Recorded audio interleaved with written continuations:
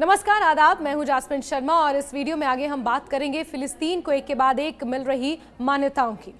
Britain, Canada और Australia द्वारा फिलिस्तीन को स्वतंत्र देश के रूप में मान्यता देने के बाद संयुक्त राष्ट्र के 147 देशों की सूची में बेल्जियम, फ्रांस, लग्जमबर्ग, माल्टा और संभवतः न्यूजीलैंड और लिंकटेस्टीन भी सोमवार को शामिल हो सकते हैं।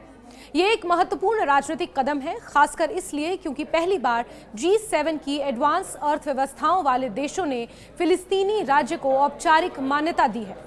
पुर्तगाल ने भी इसी सप्ताह के अंत में इस फैसले की घोषणा करते हुए फिलिस्तीन के समर्थन में कायम अपनी नीति को दोबारा पुष्ट किया है। ये कदम फिलिस्तीनी इजरायली संघर्ष के संदर्भ में दो राज्य समाधान या टू स्टेट सॉल्यूशन की कमजोर होती उम्मीदों को फिर से मजबूत करने की दिशा की ओर एक कदम है। फिलिस्तीन के प्रति इस बढ़ते समर्थन के बावजूद इजरायल और अमेरिका इस मुद्दे पर पनपते संकट के बीच बैकफुट पर नजर आ रहे हैं। इजरायल के प्रधानमंत्री बेंजामिन नेतन्याहू ने ब्रिटेन, कनाडा, ऑस्ट्रेलिया को कड़ी चेतावनी देते हुए उनका ये आरोप लगाया है कि 7 अक्टूबर के हमास हमले को ध्यान में रखते हुए आतंकवाद को बढ़ावा दे रहे हैं। उन्होंने स्पष्ट किया कि जॉर्डन नदी के पश्चिम में कोई फिलिस्तीनी देश नहीं होगा। बेंजामिन नेतन्याहू ने कहा कि ये नई मान्यता उनकी सरकार के लिए एक चुनौती है, जिसका जवाब वो अमेरिका से लौटने के बाद एक तरफा कार्रवाई के रूप में देंगे। इसके संकेत देते हुए उन्होंने ये भी कहा कि यह कदम फिलिस्तीनी आतंकवाद को इनाम देने जैसा है।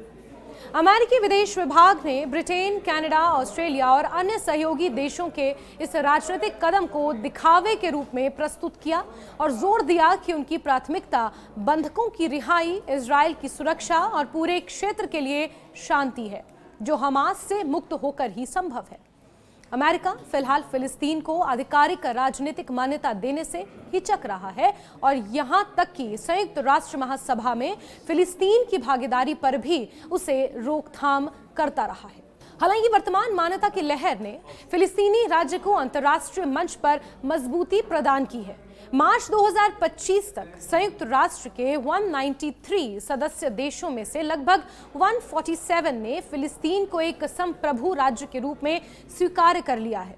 इससे पहले जर्मनी, इटली जैसे कुछ पश्चिमी शक्तियां फिलिस्तीन को मान्यता देने में अनिच्छुक थीं, लेकिन वो भी अब इसका समर्थन कर रही हैं।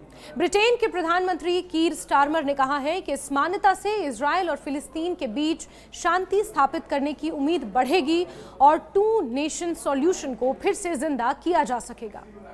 फिलिस्तीन के इस बढ़ते समर्थन के पीछे वैश्विक राजनीति के कई पहलू भी हैं। To revive the hope of peace and a two-state solution, I state clearly, as Prime Minister of this great country, that the United Kingdom formally recognizes the state of Palestine. This renewed Palestinian Authority is a necessary condition to the success of the indispensable negotiation that has to resume in order to obtain an agreement on each of the questions related to the final status. It is also in this framework that I could decide to establish an embassy in the state of Palestine, as long as all hostages detained in Gaza are freed, and as long as a ceasefire is established. Gaza में Israel द्वारा शुरू किए गए हमलों के बाद पीड़ा और तबाही ने दुनिया भर का ध्यान फिलिस्तीन पर केंद्रित कर दिया है। फिलिस्तीन में मानवीय संकट गंभीर स्तर पर पहुंच चुका है। संयुक्त राष्ट्र ने भी गाजा को अकाल और नरसंहार के दायरे में रखा है।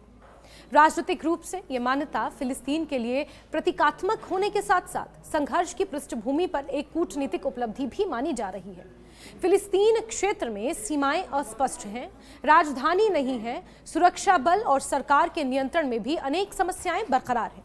इसके बावजूद व्यापक अंतर्राष्ट्रीय समर्थन ने फिलिस्तीन को एक राष्ट्रीय इकाई के रूप में पहचान दिलाई है और ये इजरायल फिलिस्तीन विवाद में शांति प्रयासों का महत्वपूर्ण हिस्सा बन गया है। बेंजामिन नेतन्याहू और उनके दक्षिणपंथी गठबंधन के लिए ये मान्यता किसी चुनौती से कम नहीं है। उनके लंबे समय से अभियान चलाने का मकसद वेस्ट बैंक के अनेक हिस्सों पर कब्जा करना, ताकि एक स्वतंत्र फिलिस्तीन राज्य के अस्तित्व को ही असंभव बनाया जा सके। नेतन्याहू ने स्पष्ट चेतावनी दी है कि यदि फिलिस्तीन राज्य की मान्यता के बाद कोई एक तरफा कार्रवाई हुई तो वो भी इसका पुरजोर जवाब देंगे। अमेरिका ने भी फिलिस्तीनी नेताओं को संयुक्त राष्ट्र में शामिल होने से रोका है और फिलिस्तीन के समर्थन में कदम उठाने से बच रहा है। जिससे दो राज्य समाधान यानी कि 2 नेशन सॉल्यूशन की राह में भारी बाधाएं उत्पन्न हो रही हैं। इसके परिणाम स्वरूप फिलिस्तीन और इजराइल संघर्ष के समाधान को लेकर वैश्विक कूटनीति में गंभीर संकट पैदा हो गया है। फिलहाल ब्रिटेन, कनाडा, ऑस्ट्रेलिया, फ्रांस, पुर्तगाल सहित कई यूरोपीय और अन्य देश फिलिस्तीन को स्वतंत्र राष्ट्र के रूप में मान्यता देने के लिए संयुक्त राष्ट्र महासभा में अपनी औपचारिक घोषणा करने के लिए तैयार हैं। ये संयुक्त राष्ट्र और अंतर्राष्ट्रीय मंचों पर फिलिस्तीन नेतृत्व की स्थिति को मजबूत करेगा और क्षेत्रीय स्थिरता और शांति के प्रयासों को बढ़ावा देगा। इस राजनीति भरे खेल में फिलिस्तीन की मान्यता केवल एक कूटनीतिक कदम नहीं, बल्कि मध्य पूर्व के जटिल संघर्ष में शांति स्थापित करने की एक महत्वपूर्ण कोशिश है। ये मान्यता न केवल फिलिस्तीनी लोगों के अधिकारों की रक्षा की मांग है, बल्कि वैश्विक समुदाय की शांति, न्याय, मानवाधिकारों के प्रति प्रतिबद्धता का प्रतिबिंब भी है। 2 राज्य समाधान यानी कि 2 नेशन सॉल्यूशन की दिशा में यह कदम विवादास्पद जरूर है, लेकिन यह स्पष्ट करता है कि वैश्विक स्तर पर शांति के लिए दबाव बढ़ रहा है।